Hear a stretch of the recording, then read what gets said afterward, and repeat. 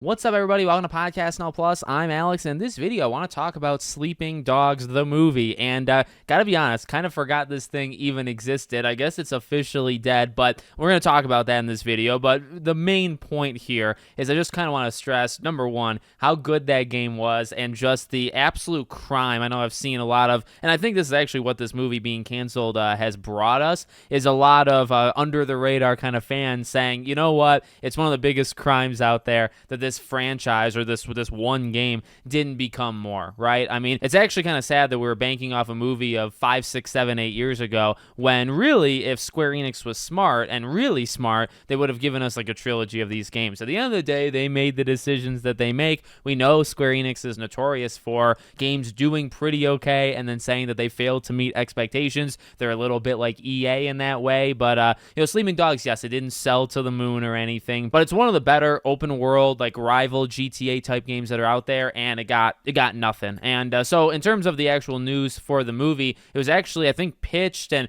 Donnie Yen was like a really big part behind the scenes of it. I think he paid with his own money to do like the screenwriting or have somebody write it for him, and he put a lot of passion into the project, and he confirmed, I think, to Polygon just a day or two ago that the movie is officially dead. It was pitched, I think, back, or it was conceived, I should say, maybe back in 2017. So you're talking about actually years after the game came out, and almost 7.5 years or whatever after it was originally conceived and announced. Now it's canceled. So I mean, look, I forgot about it, so I guess I can't lie and say I cared too much. I don't know if anybody still remembered that this thing was a thing in the first place. I highly doubt there was ever any confidence that it was going to get off the ground. And again, like to say a movie, I mean, it's kind of a similar situation. I mean, maybe a little different, but also kind of the same. Gravity Rush and like Days Gone, like they're both getting movies for PlayStation, and there's a feeling where it's like, well,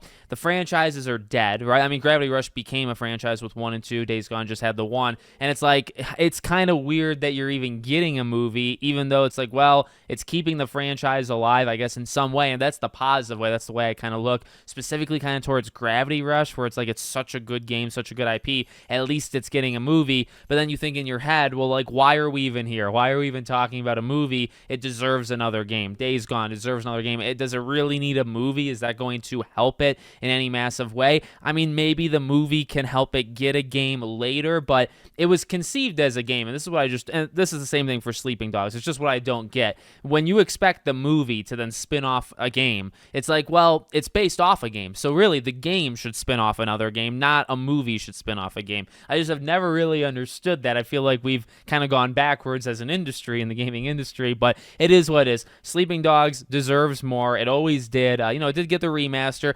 I think I have the remaster. I know for a fact I have the remaster physically. I don't think I actually have like the original Sleeping Dogs on like 360 PS3. I should try to pick that one up just to kind of have it. But great game. Highly recommend. It was actually a renting game. I rented it back in the day from Family Video, whatever it was called. Really loved it, and it's just sad that we never got anything more from it. So let me know what you guys think in the comments. Make sure, as always, you're subscribed to the channel, bell icon turned on. I hope to see you all on the next one.